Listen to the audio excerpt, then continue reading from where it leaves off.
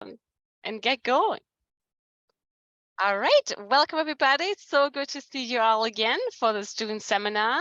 Now, this is actually a seminar we've been hoping and wanting to do for a really long time. Community engaged research is something that I personally think we need to do a lot more of, and it's something that I think fits so remarkably well with advancing the science on recovery community centers. And certainly all of you, just by being here and sharing your thoughts and comments and ideas here, as well as over email, is all contributing to that.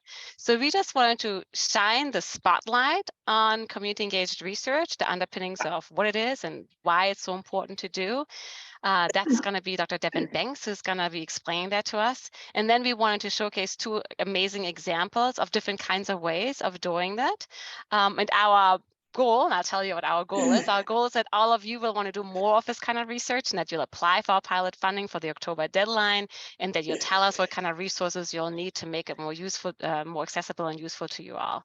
So we have high hopes and high dreams, and we're really excited that all of you are taking time out of your busy schedules to join us here today. All right, Theodora, can you start us off with our usual slides to just get us all on the normal page again? All right, so just as a reminder, this seminar series is funded by the National Institute on Drug Abuse, and our goal is to advance the science on recovery community centers. All of the activities that come out of it, the seminars and the pilot funding and the materials that we put together, is led and reviewed by this team from our steering committee, which is a multi-stakeholder team from different experiences in different places around the country. Next slide, please. We are really happy that the people who come to our seminars are also coming from different perspectives. So we can really share and cross-fertilize and approach issues from multiple perspectives. So this is just a pie chart of who we typically have. And we always include a poll to find out who is in the room so we can reach out to the stakeholder groups we are not reaching very well. Next slide, please. Since we've started this 2 years ago, we have also become part of a consortium of addiction recovery science. I know I mentioned CORSI before, but I always want to mention it because while we are focusing specifically on recovery community centers, this larger group spanning multiple NIDA-funded projects is talking about advancing the science of all recovery support services. And there is a number of different activities that this group does in a variety of ways, and it's not just scientists facing, although there are postdoctoral positions and there's other seminars, but there's also public-facing seminars. There's also opportunities to collaborate and pilot studies and so forth. So we just put the slide together for you every month to highlight some upcoming things. I'm not going to go through the slide except to include it here so you have it when we mail out materials email out materials next week. Next slide, please. And actually go back 1 second. Amy, did you want to say anything to highlight the recovery housing part that we are highlighting here? Because that, I think, is a really great thing that you're doing for Recovery Housing 101. Sure. Thank you, Bettina. Next Tuesday, this coming Tuesday is the first in our training series for recovery housing. Actually, anyone who's interested in recovery housing. It's our Recovery Housing 101, and lead off of our training series. The training series actually has 2 tracks, one for recovery operator providers, and for researchers as well, folks who are interested in studying recovery housing research. But the June webinar next Tuesday is for all audiences, just to serve as a grounding for anyone who wants to know anything about recovery housing. So thank you, Bettina. Awesome. Thank you, Amy. All right, Theodora, now really next slide. I'm not going to trick you again. All right, to reground us and refocus us on recovery community centers, we have with us a wonderful live feature presentation again. And Elizabeth Burke Beaty is going to tell us about Sea Change Recovery Community Organization. And her task is to give us a view of what it is like if somebody walks through the doors of her RCC. Elizabeth, can you go ahead?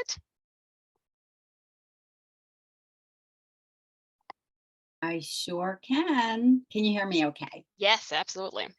Okay, great.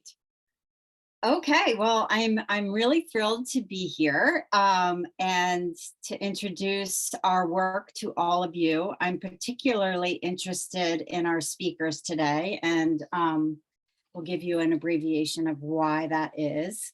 So Sea Change Recovery Community Organization, which has a center, is on a mission to crush the stigma of substance use disorder and what it means to be in recovery. What makes us a little different, I think, than anybody else in the field at the moment, although I'd love to learn other organizations doing the same, is that we're working at the intersection of boots on the ground, community-based recovery services, and very importantly, organizing people power for systemic change to save, heal, and empower lives. So at our center, we are located on a bus route. We are in a rural part of New Jersey. And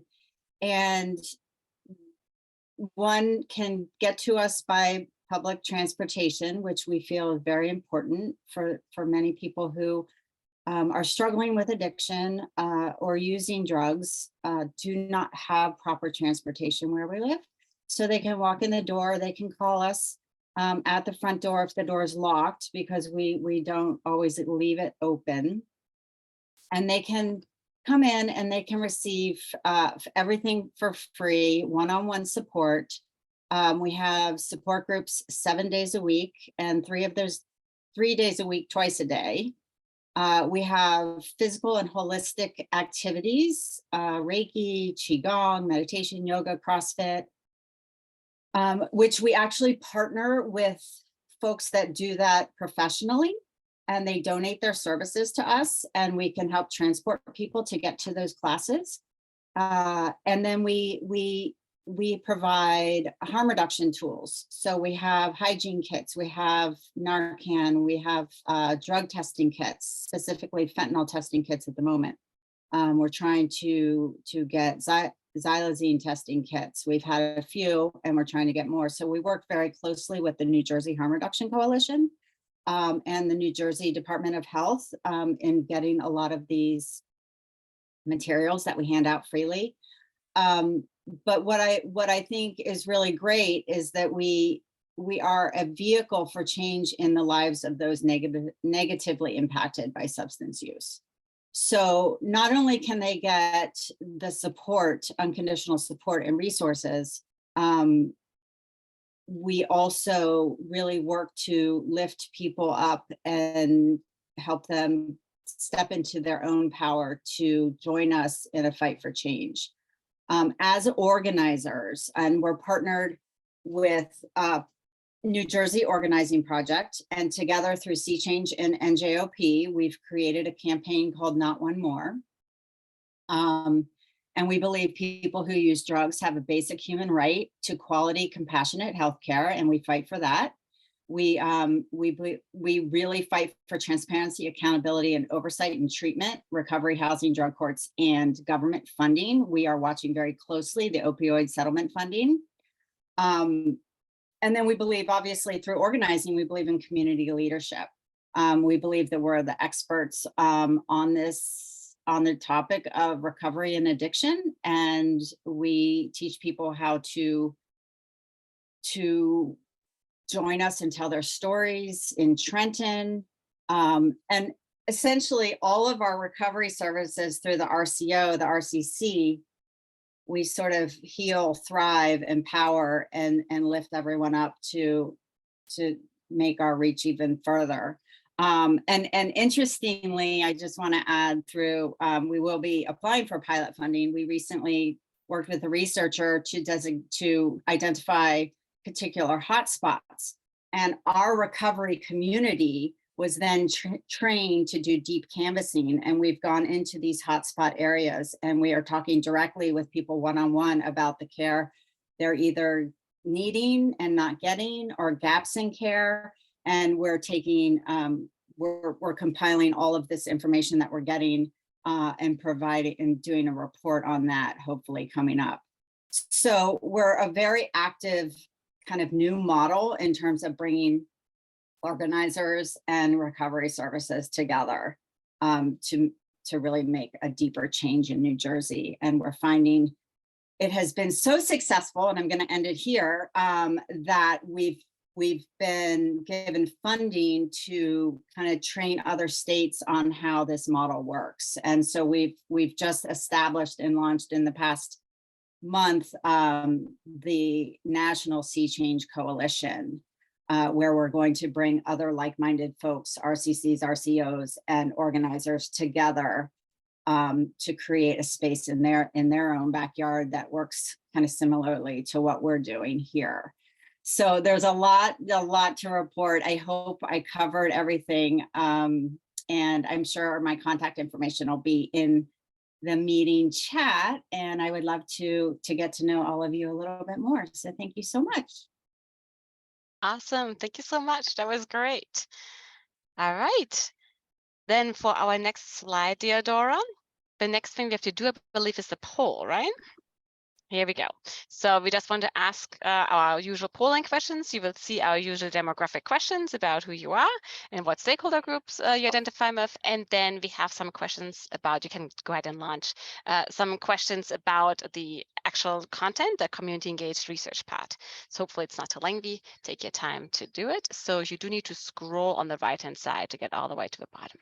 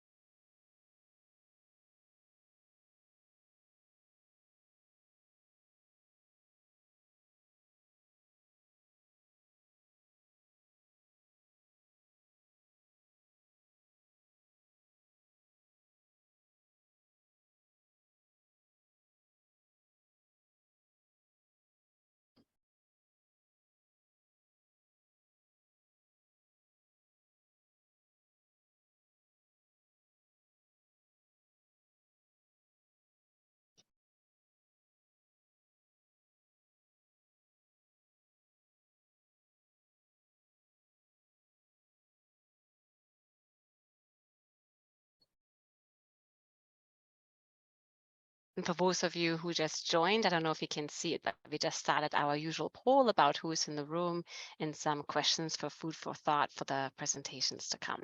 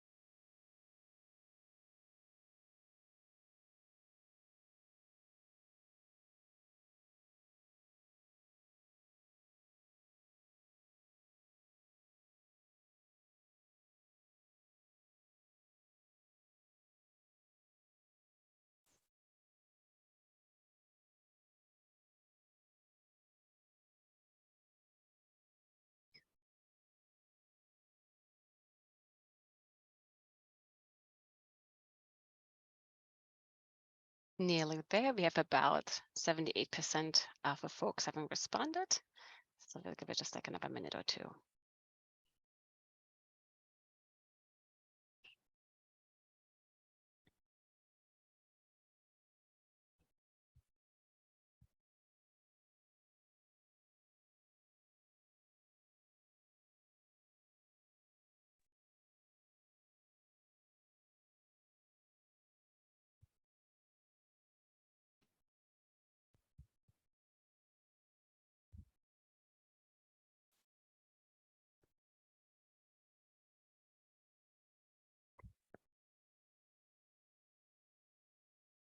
Great, we're at about 81%. Would you like me to end?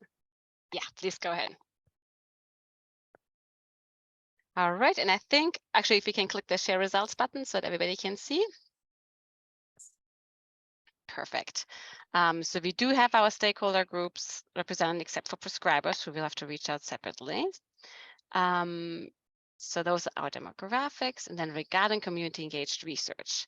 So the 38% said I've heard the term before, but I'm here to learn more. That's perfect. You're at exactly the right spot. And then there's the next most commonly endorsed answer was I'm doing community engaged research and I'm imagining it's cut off and I want to do better at it, I believe, if I recall the item correctly. So perfect. That's exactly what we're all hoping to do for each other here today. And then this question, I really love the answers here. The highest priority, and this is thanks to Ashli that we switched it to the highest priority. We used to have a check all that apply, but really think about what's most important to us. There's this big chunk here about building relationships. So that's what we want to do. And that's great. And that's another reason why you're all here to help build our community here, to help each other build our relationships. Love to see that.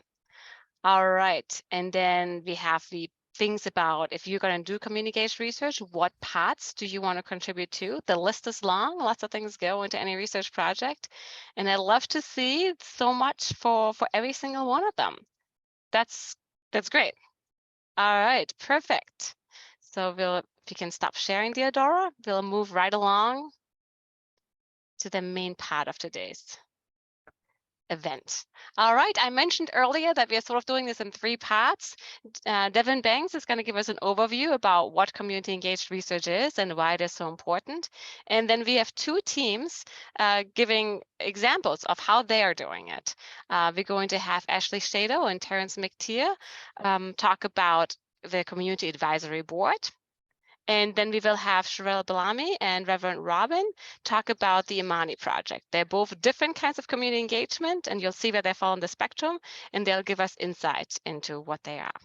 So Devin, if I could ask you to go next, we'll stop sharing so you can start sharing your slides.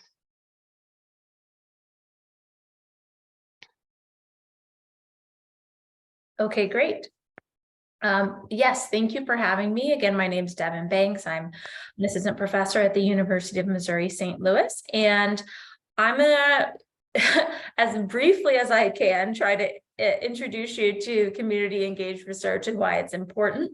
I'll say 10 minutes is certainly not enough time. So this is truly a crash course, but hopefully it'll give you a sense for, especially for those of you who said you've heard the term before and you want to learn more, and get us all kind of on the same page before we hear about the wonderful examples that my co-presenters have for you today. So before we define community engaged research, maybe we can break down the term a bit and start to define first of all, what are we even talking about when we're talking about community? So a community is typically defined, actually this is an empirical based definition, a group of people with diverse characteristics who have kind of 3 characteristics. 1, they are linked by social ties. 2, they share common perspectives. And 3, they engage in joint action in a geographical location or setting. So pretty straightforward. People who are socially related have some type of commonalities and are geographically working together in some way, shape, or form. I also think it's important to consider, though, how the federal government is defining community in terms of those of us who might be interested in getting funding to support our community engaged research. So this is actually a definition that I drew from NIDA, one of their recent requests for fund RFAs. So similarly, a specific group of people often living in a defined geographic area who share a common culture, values, and norms, and who are arranged in a social structure according to relationships the community has developed over a period of time. And then they give a bunch of examples. So communities might be self-defined, like the Black or African American community in a city or county, or defined by a catchment area of a local government or service provider. So a catchment area is usually refers to an area that is served by an institution like a school or a hospital. And then they provided some other examples, including neighborhoods. reservations or tribal communities, military bases, or college campuses. So we can see that community is broadly defined, and the community, it's important though to define the community that you are interested in and that you are part of before you can engage in community engaged research. So for me, my work is really focused at the intersection of racial health equity and substance use and addiction. So often the community that I am engaging includes Black people or people of color who identify as people who use drugs or people in recovery or addiction. And defining that community makes it very clear to me who I'm looking to work with when I'm doing community engaged research. So whether you are a community member or a researcher, scientist, it's important to think about and define what communities you are a part of or what communities you are interested in serving. So now that we know a little bit more about what community is, maybe we can talk about what community engagement is. Community engagement is a spectrum. This is the continuum of community engagement and research by he and colleagues that is linked in the email that you got today from the seminar. So you'll see that the spectrum really goes from no community involvement. The community is not included in any aspects of the research. The researcher works independently of the community, all the way to community-driven led. So the further right you get, the more community engaged it is according to this spectrum. So you can see here that if you're a scientist, you might be really familiar with some of the far left. If you've done any secondary data analysis, maybe you had a question and you from start to finish just took some data, analyzed it, published it, and the community had no idea what was that you did that, and they were not involved at all. You might have done community informed research, like you heard in a meeting or you heard from the media or something that there was a certain problem, or you heard from a clinician that a community was going through a certain problem and that sparked an idea and you did a research project. So that was community informed, but you didn't include the community in it. And so they may or may not know that they're actually informing. And then you get to community consultation. And this is where you make a shift where you are engaging the community intentionally and typically paying them because they are consultants. You consult with the community, but this usually happens on the front end or back end. It usually is like, how do we set up this study, or how do we recruit for this study? And at the back end, how do we disseminate these results, right? Or make them relevant or do appropriate science communication. So this is one way to look at this spectrum. I actually prefer, this way to look at the spectrum, because it says at the top, you see the community's perspective experience, and at the bottom, you see the researcher's perspective and experience, right? So wherever you are, you can kind of orient yourself to the top or the bottom of the spectrum here. Now, I will say, I talked about the first three things on the spectrum. In my personal opinion, what is in the yellow box would be considered community engaged research. And I think there are some community engaged researchers who agree with me, and there are others who might move this box a little bit further to the right. But the difference really for me in the shift from community consultation to community participation is you have defined roles for community members. And whether that's an MOU or some other type of agreement, the community knows exactly what part they are playing in this research. So, and you can see the way the language changes as well, right? Like researchers provided specific opportunities for us to participate. That's community participation. You'll see in community initiation, we told researchers what questions we needed answers for, right? And they helped us get those answers. And then in community-based participatory research and community-driven led research, the community is even more involved. in community-based participatory research, or CBPR, the community members participate in all aspects equitably, not equally, but equitably, according to their expertise and the researcher's expertise. And then in community-driven or led, you see it says, we fully own the research. So this is a really kind of radical, progressive form of community engaged research, and the researchers is in a supportive role. So this is why I would put this in the yellow, these things in the yellow box of what I would call community engaged research, is because the community has a defined role from beginning to end. And I'll give you some examples of what these mean. So in community participation, you might this might include like a patient advisory board. So you've recruited a patient advisory board, you've created some specific, a memorandum of understanding. The patient advisory board knows they meet every 2 weeks or every month, and they have an agenda, and this is how they're going to contribute to your research, right? Across all stages of the study, maybe they consult with you about the research.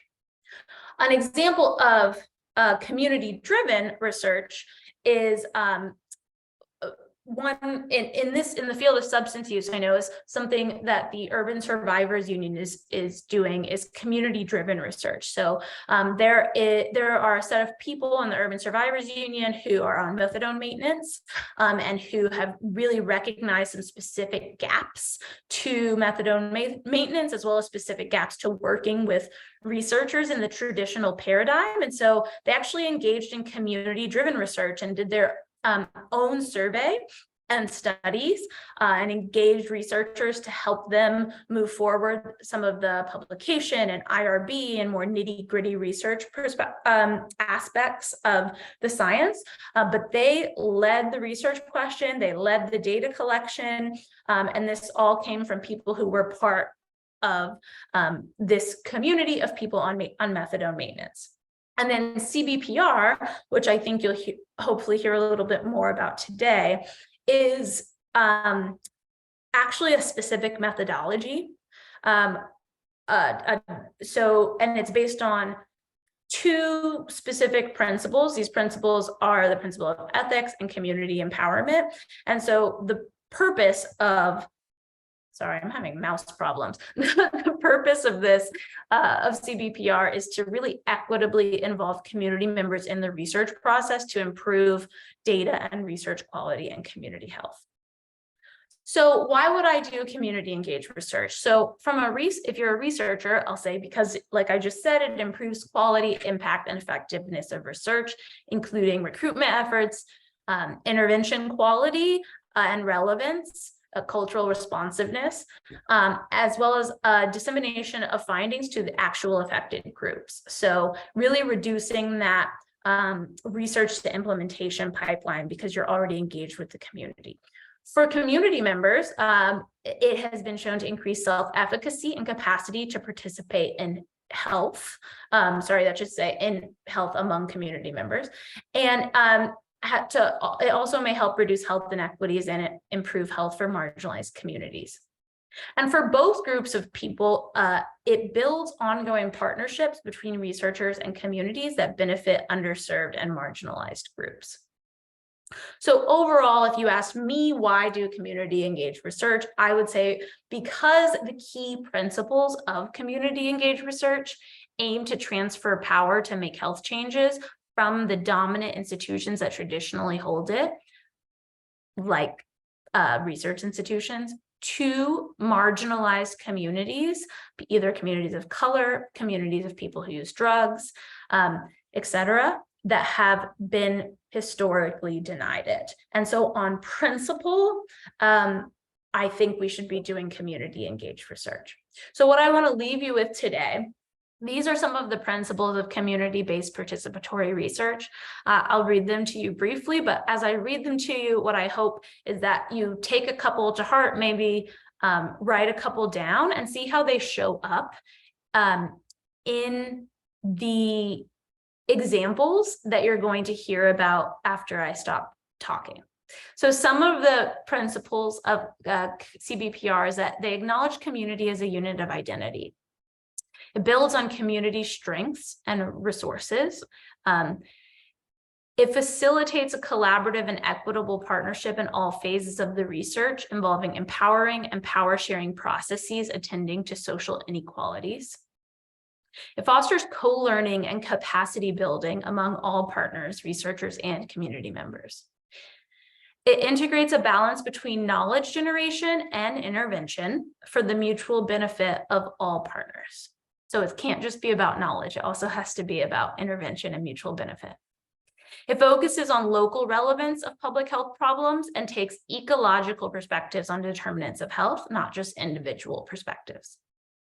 It involves systems development using a cyclical and iterative process. You have to be flexible. It disseminates results to all partners and involves them in the strategy to more widely disseminate results. And it involves a long-term process and commitment to sustainability. So maybe a couple of those bullet points really stand out to you, and I would encourage you to think about how you see some of these principles show up in the examples my colleagues give today. And I thank you for your attention. Awesome. Thank you, Devin. We have a quick question here from Kenneth Smith that I wanted to share. He asks, what about partnerships that involve capacity building of community organizations, where the research is about analyzing the implementation to support other communities? How would you characterize that?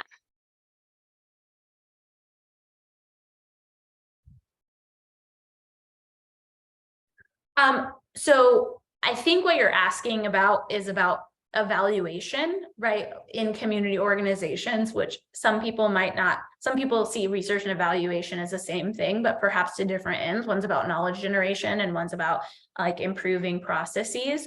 So the extent to which it kind of depends, right, on if because sometimes in evaluation community orgs say, hey, researchers, here's our data, come in and do this, we need this. So that might be community initiated, but not community engaged. So it really depends on that role of community. What is the role of the community org and the people at the community org, and particularly the people the community organization is serving in those kind of evaluation tasks. I think that's what Kenneth was asking, but I'm happy to follow up. In terms of, I'm just going to answer a few quick questions here, and then I'll be quiet to let my colleagues go forth. But Lawrence asked a question about how much are communities involved during the initial grant planning. I'll say in like CBEPR, they should be involved during the initial grant planning. Obviously, the scientist might have more grantsmanship experience and knowledge, and that's where the equity really comes in, right? Like, how can the community say, oh, hey, here's some data from our community organization, or here's some anecdotal evidence about what we're seeing on the ground that you can incorporate as preliminary data, right, into your grant. And of course, they're going to write letters of support and so forth. But although those scientists might do the bulk of the grant writing and the grantsmanship, you should be running that by your community partners at all times in order to make sure that what you say you're going to do in the grant is actually going to be most impactful to the community that you're working with. In terms of interpretation and analysis of study results, I think this really depends. If you're doing community-driven research, you have to build power in your community members to be able to help with the analysis. Again, we're talking about equity, not equality. So we aren't sharing analysis directly one-to-one with community members because we have different strengths. But some of their strengths are really in interpretation, right? Your strengths might be in data analysis, and you might think you know what this means, and then you put it in front of your community partner, and they're like, absolutely, that's not what it means at all, right? So I think and that interpretation is really important in community engaged research, and that goes right into publications. Again, I might do the bulk of the writing, but I'm making sure their interpretation is included in that writing, and that everything I'm writing, they're able to approve before we submit it for publication. Good questions.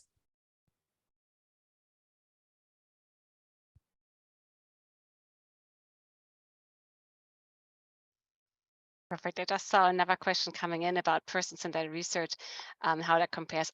I'm going to save that one for later on because I thought it would be nice to hear the examples here, and hopefully the next speakers can talk about some of these issues too, about how you tackled involving in grant writing, how person-centered it is, and how you tackle analyses together. So next, I want to invite Ashli and Terrence to give us some insight into community advisory boards and what they have done. Thanks. I feel very honored to share this space with you, and I feel like I could sit here for about 2 or 3 hour long course with Devin, because the way that she captured things and sort of highlighted key points, I think it will get echoed in what I'm going to talk about at least. So for those of you who don't know that I lead a project called the Jeep Initiative. And I'll make sure that I put the web link in the chat. So it's a 5-year project that's funded by the National Institute on Drug Abuse. And our aim there is to advance research on recovery support services, and in particular, peer support services and recovery residences. And then within that, we also emphasize 2 populations: emerging adults and then adults of any age with criminal legal system involvement. And so but the work of the Jeep Initiative is done entirely in partnership with people from impacted communities, and we use community-based participatory, we at least try to adhere to community-based participatory research, so the CBPR that Devin was talking about. I just wanted to share a few pointers, and then I'll turn it over to Terrence to talk about his experience. And these are really pointers that are lessons learned from a researcher perspective. So, following those principles of CBPR and really, stopping yourself, is this the best way that we could adhere most closely to those ideas of CBPR? We also focus on using a cultural exchange approach. And so, like Devin said, our goal, and I really urge you to work towards this, is to have that genuine partnership where you have where each member is bringing expertise to the table, and really having that as a primary thing you keep in mind, that the educational and the experiential expertise and being able to share and learn from one another, and having that be the focus and the sort of primary goal that you're aiming towards. We have been we have to constantly remind ourselves to ensure we keep that bi-directional communication, because when you're with a bunch of researchers, it's a lot easier for us to have this bi-directional communication where we have an idea, we talk about the idea, we gather ideas from and improve it, and we're all sort of talking about research, and it just sort of naturally happens that we have that bi-directional communication where that mentor that I talked to, I go back to them and say hey, we talked about this, and look what I'm doing with it now, and what do you think about that? It sort of happens more organically. With the community members we're working with, we just have to be more intentional about that. And I think we also have to remind other investigators who come and share things with our boards that we need them to keep in mind that it's that iterative that iterative sort of communication loop and circling back, so people know that their contribution had impact. You're not just going to the community board, gathering advice, and then off and running, with it. It's coming back to those boards, and we figure out different ways. We've, made little TikTok videos and other ways to send back to them and say hey, I know I'm not going to be able to come back to your board meeting, but I wanted to let you know this is how your guidance has particularly helped us to do better work. So that sort of iterative piece, I think, has an important role. I also think just stating your intentions very clearly.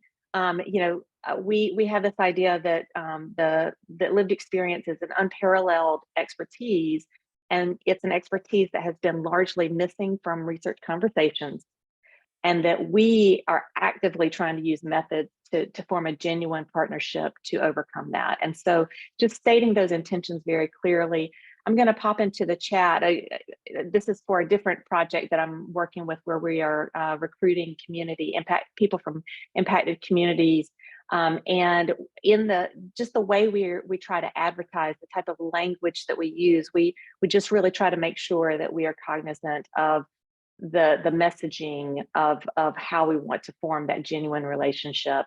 And I also say with that, don't underestimate the time that it takes to recruit and form and sustain community boards and use, at least for CBPR level of work. So don't underestimate that. It's really exciting to see that NIH is starting to embed that type of funding within their calls for research studies so that you can put the effort towards that. Another pointer or tip or lesson learned is my personal take is I don't use it. We don't use advisory in our, it's a community board, or it might be a partner board or partner panels. I feel like advisory, it sort of feels like a demotion versus what we wanted to achieve. So it's that meaningful partnership. Like Devin said, I think there's that community consultation. And yeah, I feel like that's where community advisory board sort of fits better. But when you're trying to work up that spectrum, I think that's where you even think about your messaging and are they your advisors or are they your partners? And so that's just our personal take. Do what you want with it. And then preparing, in some of this work, there's often a focus on preparing the board members, the community board members, to partner with you as a researcher. So like giving them a little bit of guidance about the research methodology. But I think just as important and often overlooked is preparing the investigators to work with a board. So we use, there's a toolkit for domestic violence researchers that we used and pulled out. I think Jackie Bruce may be on the thing. She helped us to sort of go through, and a couple of our staff, to pull out specific aspects of it so that our researchers need to read that and watch some videos and sort of prepare themselves for what the CBPR experience should be like, what role they should have in that. And that circling back piece. And then the last thing that I wanted to mention is, and this I'll do more, is putting a link in the chat for you, is that because recovery science was newer, and it's particularly when it comes to certain populations, the first work that we did with our community board partners was to generate the research ideas and what the priorities within that should be. And it has been one of the most energizing experiences that I've had. And so I encourage you, if you have the opportunity, to go in that direction. We describe doing it in a toolkit, and that's what I'll post into the chat. And it also came along with some great research questions that are open for anyone to use. And we have that, those are all available online.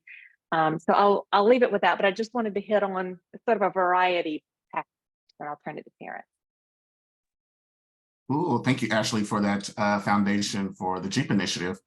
Greetings, everyone. I am Dr. Terrence McTeer. I am one of the board members for one of the community boards, I guess, that exist with the JEEP initiative. So I am one of the co-facilitators for the Justice Involved Community Board. As Ashli mentioned, there are two other community boards that exist under the JEEP initiative, and that's the Provider and Payer Community Board and the Young Adult Community Board. So I'm with the Justice Involved Community Board.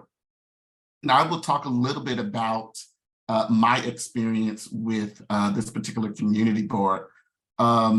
I also have a unique experience as it relates to serving on the Justice Involved Community Board. I am also a trained researcher and a published researcher as well.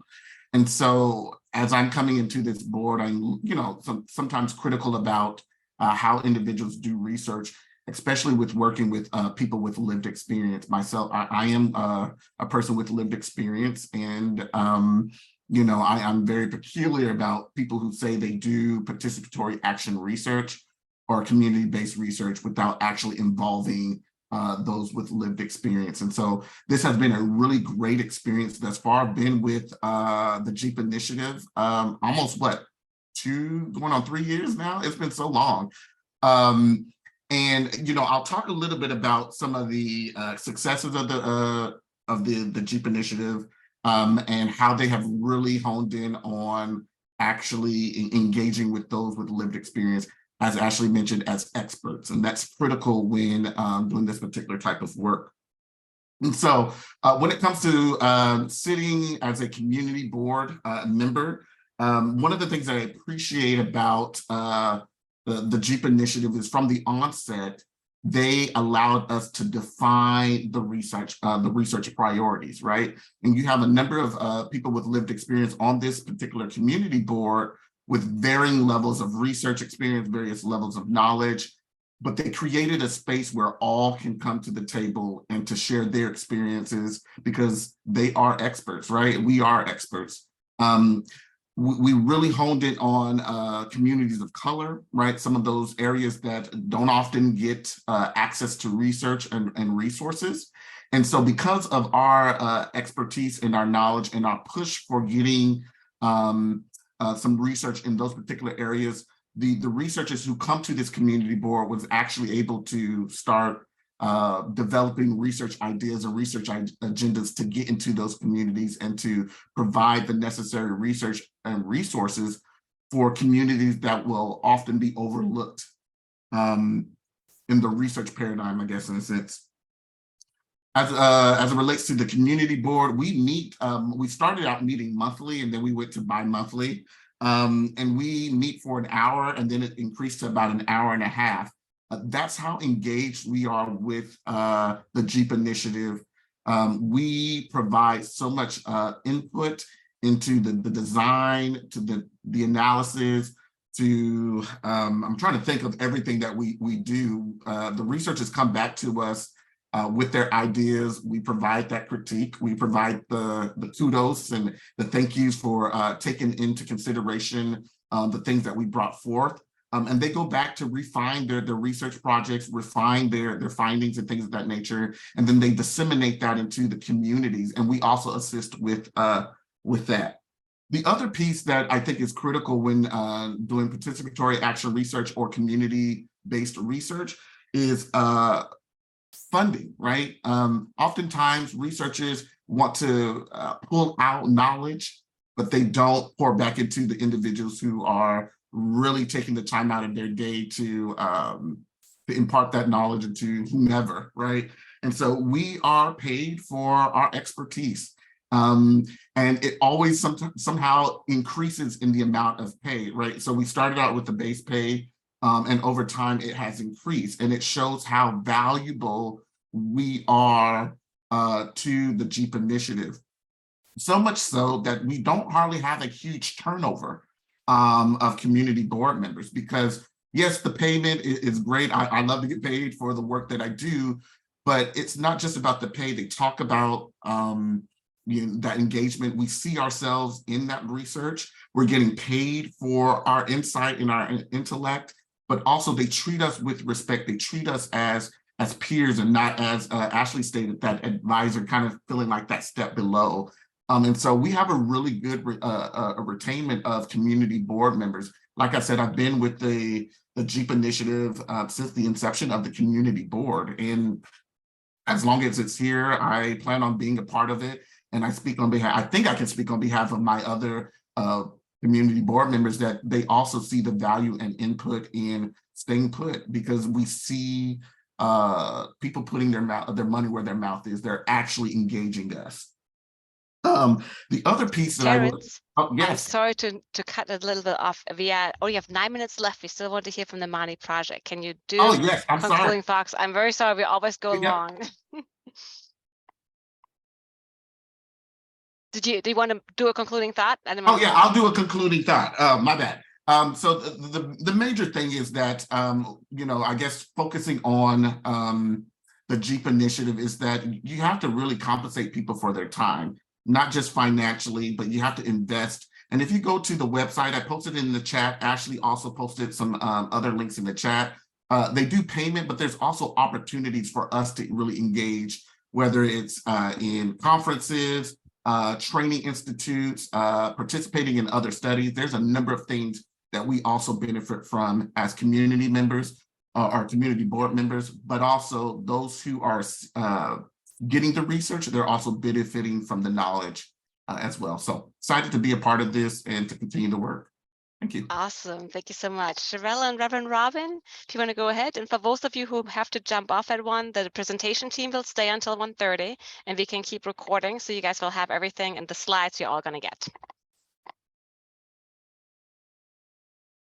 Hi, can you hear me? Yes, we can. Oh, great. Thank you so much. I know we don't have that much time, so I'm going to skip through some of these slides and really get to the meat of this, which is to introduce Reverend Robyn Anderson, our church liaison, who can talk really about her experiences. Just a quick thank you to all of you for having us today. I am Chyrell Bellamy. I am a professor at Yale. More importantly, I identify as a person with my own lived experience of mental illness and addiction. And it's important to my life, and it's important in all the work that I do. A quick shout out to my co-PI, Dr. Ayana Jordan, and all of the people who have helped create the IMANI Breakthrough. But special thanks to our churches, our pastors, our facilitators, and people with lived experience attending IMANI, but most important, in memory of the many that we have lost to the opioid epidemic. These are our church facilitators, people with lived experience and people in the churches. And these are our IMANI pastors. Just a quick poem. This was developed by my friend and colleague, Imani Harrington. Imani is a playwright that lives in San Francisco, and she and I co-wrote a book of plays and monologues called Positive Negative Women of Color in HIV and AIDS. We need you. We need you, our brothers, our sisters, and our people. Help us reaffirm ourselves in loving ourselves. Hold us when we can't stand. The soles of shoes have traveled on our backs for so long. We need you, our brothers, our sisters, and our people. And to me, I love reading this poem because this to me gets to the essence of why this work is critical and important in the first place. Because not only do community members need us in affirming, that love, we need that for ourselves too. IMANI aims to promote health and healing for ourselves and our communities, and how this is accomplished by creating a sense of unity and creating a sense of collective responsibility that we are all in this together. And just quickly, the evolution of the IMANI program. This was first funded through our state, through the state opioid response crisis. And but as you can see, we've been able to expand. We started first with 4 Black churches, and then we added on 4 Latino churches where we had to do further modification. We then were able to use research from those projects to apply for an NIH UO1, where we're now doing a randomized clinical trial with a medication for addiction treatment option as part of that randomized controlled trial. And we're doing that in 6 Connecticut churches. We're also now doing IMANI program initiatives in Rhode Island, which we're really excited about. We're starting there, doing training in June. And then we're also starting in New Orleans end of June, July. So I'll say this, why IMANI and why with churches? And I just want to say that it's critical that we start with the why. And the reason why we start with the why in all of our work is because, one, it keeps us in touch with why this is important in the first place. The other thing is because when we are bogged down, it's always important to go back to that why. And the last thing is because there will be tension between community and academic researchers. So when that happens, again, let's go back to the why and why this is important in the first place. And with that, I'm going to introduce Reverend Robyn Anderson. Good afternoon, everyone. Certainly good to be here today, and also to hear the projects that have gone forth also, and just to be talking about community research. I am, again, as I always speak about IMANI, I think IMANI is the best program in the whole wide world. And I also think that it also has the results that shows the effectiveness of this program, especially as it relates to, I worked for many years, for over 35 years in traditional treatment. And to see persons really receiving services in their communities, also that has also been tailor-made for the community that they live in and who they are as people. And so one of the things that I would say that IMANI did from the beginning is that they actually came to us and we got a group of people together, a group of faith leaders, as well as persons from the community, and just really talked about the opioid crisis and what needs to be done.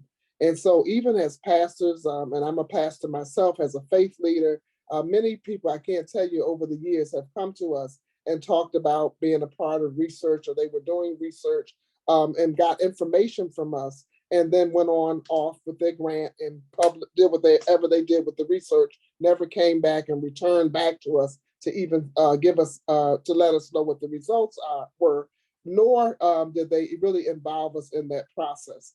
And so IMANI did that from the beginning. This project, again, is what I call a true collaboration, a true partnership, because they also saw that churches are not just on Sundays or not just about their members, but every church is a part of a community. And so they're an integral part of that community.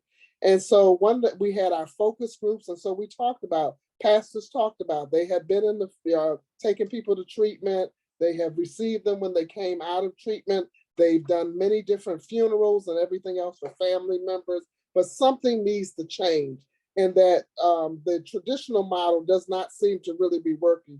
And so we need to really create something different. We need a new model. And that was really the birth of IMANI in terms of where we are, right now, that they were very much a part of that. The community was a part of that in terms of developing the model. And also, again, to really have churches be able to really make it their own. We did a lot of educational kinds of things. We talked about harm reduction. Also, we talked about also wraparound services that could actually happen for those that are in there, because many churches have very different ministries that go on. They have food banks, they have persons that are doing job readiness and some of those kinds of things. And also, every church has lawyers, they have doctors, they have social workers, and really being able to create ministries that will be able to wrap around persons that are receiving the services. So the intervention also is that there are 2 facilitators that are part of the project. They are from the churches. The churches pick their own facilitators. The churches are compensated for hosting the project. That's the other thing. A lot of people come to us, but there's no compensation and say that they want to work with the community. And so the church is compensated, the facilitators are compensated also, and then also the participants that attend the 22-week groups, intervention group and coaching are also paid as well, given a stipend for transportation. And so also as a part of that also is that, even the pastors that are involved in it, both the Latin aid churches and also the, as well as the African-American churches, it's not about, getting membership, but it's really about, really providing ministry and providing services that we always have been in the healing business. And so after we did our first cohort, which was, we started out with the 12 weeks, many of the pastors said, well, we got to do something more than just these 12 weeks. People are still here. They're still wanting the services. What can we do different? And so that's how we developed the Next Steps group. Again, we developed that also together. And then as we talked about harm reduction, as we talked about addictions treatment, then it was also, what else can we do? And that's with the IMANI U, where we're doing the research also, and also the telehealth is actually happening in the churches.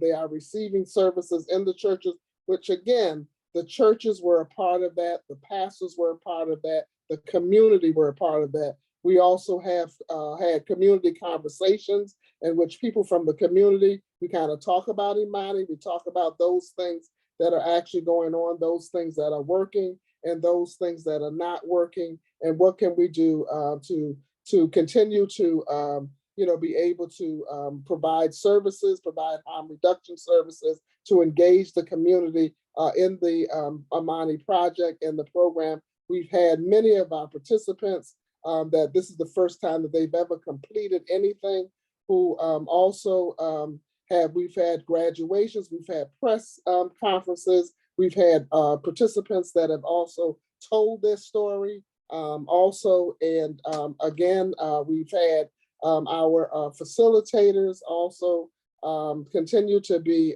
really engaged in the training piece of it. They're trained in the citizenship model. They're trained in the 8 dimensions of wellness, and then also trained in terms of being able to facilitate the actual groups. And so again, in most churches also, it becomes like a community in which also that the participants really feel like this is home, this is a community, and most of them said that they do see that the church is a safe place for them to come, to be, also to receive the services that they actually receive. So I just, again, this is a short version of everything. They coach them one-on-one again, but it's all been designed not without the community, but actually with the community coming together and continuing to look at ways and lessons learned, and continuing to research and do studies to really see, to make sure the effectiveness of this program. And if you have seen the data and look at the data, I know we're not doing it, but you will see that this program is very effective, and it's more effective than a lot of traditional groups. The data shows that this is really working, and that the community feel that this is an integral part, that they're an integral part of this project. Thank you. Amazing. Thank you so much. So here we go. We are beyond the time. I did want you all to know that the folks who did jump off all said that was wonderful, and I certainly agree with that. You all did amazing presentations, food for thought, highlighting key points. I feel inspired and energized by everything you all have shared and reminded us and taught us today. This is awesome. As I said, a lot of people need to jump off at 1. The presentation team did say they would be happy to stay on for the next until 1:30 to do more casual conversation. I think we can go ahead and stop the recording at this point.